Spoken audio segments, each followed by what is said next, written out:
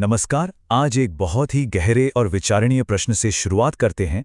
जरा सोचिए, दुनिया के जिस वर्तमान स्वरूप को आज हम विकास कहते हैं, क्या वो सच में विकास है या फिर हमारी पृथ्वी पर एक बहुत भारी बोझ बन चुका है?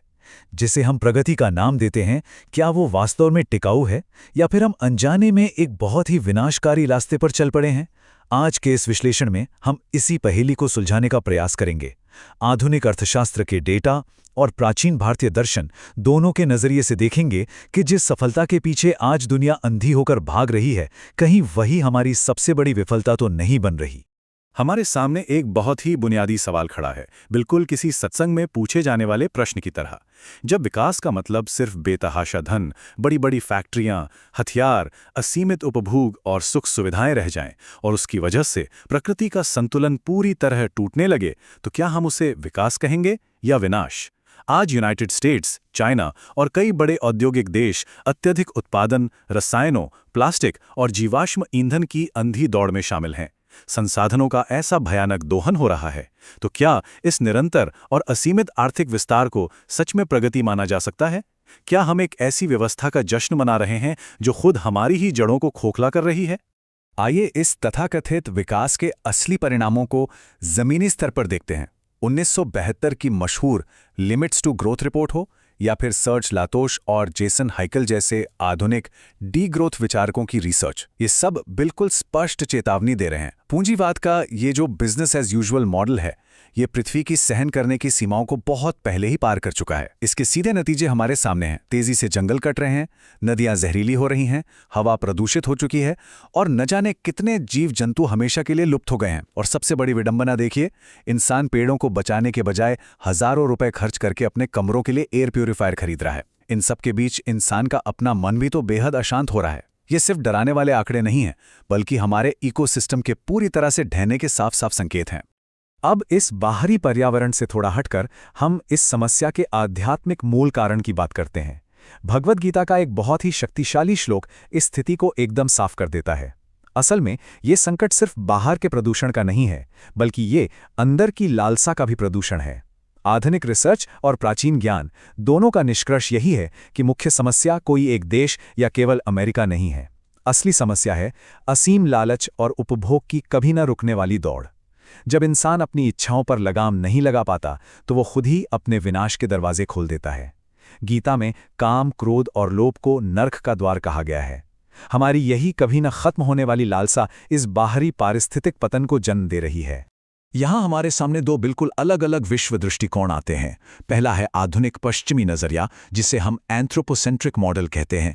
यह नज़रिया प्रकृति को सिर्फ एक बाजार या एक निर्जीव वस्तु समझता है, जिसका काम बस इंसान के लिए निरंतर संसाधनों की पूर्ति करना है। यहाँ पृथ्वी को माता नहीं, बस एक मुनाफा कमाने की जगह माना जाता है। और दूसरी तरफ है हमारा प्राचीन सनातन नज़रिया, यानी इकोसेंट्रिक मॉडल। ये मानता है कि मानवता इस पूरे ब्रह्मांड के साथ बहुत गहराई से जुड़ी हुई है। विनाश की शुरुआत ठीक उसी पल से हो जाती है जब इंसान खुद को प्रकृति से अलग और उसका मालिक मान लेता है। ये हमारा नजरिया ही तय करता है कि हम पृथ्वी के साथ कैसा बर्ताव करेंगे, एक लुटेरे की तरह या फिर एक संतान की तरह। इस सनातन दृष्टि को और अच्छे से समझने के लिए जरा पंच महाभूतों यानी 5 तत्वों के विचार पर गौर करते हैं। आखिर प्रकृति है क्या? प्राचीन वेदों के अनुसार पृथ्वी केवल निर्जीव मिट्टी का ढेर नहीं है, वो हमारी भूमाता है।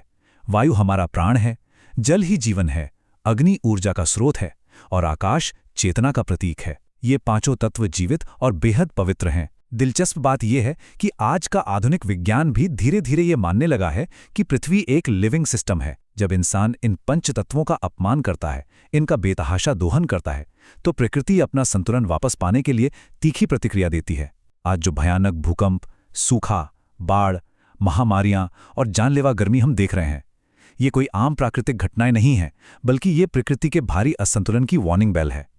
चलिए इस बात को एक बहुत ही सुंदर और गहरी कहानी से समझते हैं। एक बार एक गुरु ने अपने शिष्य से पूछा, जरा बताओ, अगर कोई इंसान अपने ही घर की दीवारें तोड़कर एक आलीशान महल बना ले तो क्या उसे समझदार कहा जाएगा? शिष्य ने तुरंत जवाब दिया, बिल्कुल नहीं, वो तो मूर्ख है। तब गुरु ने बड़े ही शांत भाव से समझाया, आज का आधुनिक इंसान भी ठीक यही कर रहा है। ये पूरी पृथ्वी ही तो उसका घर है, लेकिन वो अपने घर के जंगल काटकर, नदियां गंदी करके और हवा में जहर घोलकर विकास का एक झूठा और भ्रमित महल खड़ा करने में लगा है। ये कहानी कितनी आसानी से हमारी आज की व्यवस्था की मूर्खता को सामने रख देती है। हम अपना ही घर उजाड़कर सजावट कर रहे हैं। और ध्यान देने वाली बात यह है कि ये कोई आज का नया विचार नहीं है। प्राचीन ग्रंथों में इसके बिल्कुल स्पष्ट प्रमाण मिलते हैं। ऋग्वेद का पुरुष सूक्त इस पूरे ब्रह्मांड को मानव शरीर के साथ जोड़कर देखता है, जहां सूर्य आंखें हैं, वायु सांसें हैं और पृथ्वी पैर हैं। इसका सीधा सा मतलब है कि प्रकृति को नुकसान पहुंचाना असल में खुद को नुकसान पहुंचाना है। इसी तरह पद्म पुराण में भी बड़ी सख्त चेतावनी दी गई है कि जो इंसान प्रकृति, इकोसिस्टम और जीवों को नष्ट करता है वो निश्चित रूप से अपने ही विनाश की ओर बढ़ता है। यानी पर्यावरण की रक्षा करना सिर्फ कोई आधुनिक पश्चिमी विचार नहीं है, बल्कि ये हमेशा से हमारे प्राचीन दर्शन का एक बहुत ही अभिन्न और केंद्रीय हिस्सा रहा है। तो अब सबसे बड़ा सवाल ये उठता है कि इस संकट का समाधान क्या है? आखिर असली विकास है क्या? इसका जवाब हमें सच्चे विकास के मार्ग में मिलता है, जिसे आज के अर्थशास्त्री डी ग्रोथ कहते हैं, यानी गैर जरूरी उत्पादन और उपभोग को जानबूझकर कम करना। ठीक वही बात प्राचीन योग और बौद्ध दर्शन में अहिंसा, अस्तेय और करुणा के रूप में सिखाई गई है। अस्तेय का मतलब है न्यूनतम आवश्यकता के साथ जीना और प्रकृति से उसकी क्षमता से ज्यादा ना लूटना। सच्चा विकास ये नहीं है कि हमारे शहर कंक्रीट के जंगलों की तरह बड़े हो जाएं, बल्कि सच्चा विकास वो है जहां इंसान का विवेक बड़ा हो जाए। कम उपभोग, सादगी, संतोष, करुणा, जागरूक विज्ञान और प्रकृति के साथ पूर्ण संतुलन, यही प्रगति का सबसे सच्चा और गहरा अर्थ है। अब हम इस विश्लेषण के बिल्कुल आखिरी पड़ाव पर हैं, और यहाँ एक बहुत ही गहरा विचार विचारणीय है। जिस विकास से पृथ्वी रोए वो विकास नहीं, विनाश है।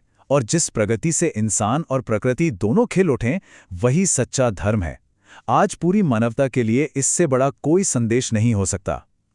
अब सामूहिक रूप से ये तय करना होगा कि क्या आने वाली पीढ़ियों के लिए एक रहने लायक घर छोड़ना हमारी प्राथमिकता है? क्या सादगी, संतोष और प्रकृति के साथ तालमेल बिठाकर जीने के सच्चे कर्तव्यों को अपनाने का समय नहीं आ गया है? इस बुनियादी प्रश्न पर बहुत ही गहराई से विचार करने की आवश्यकता है।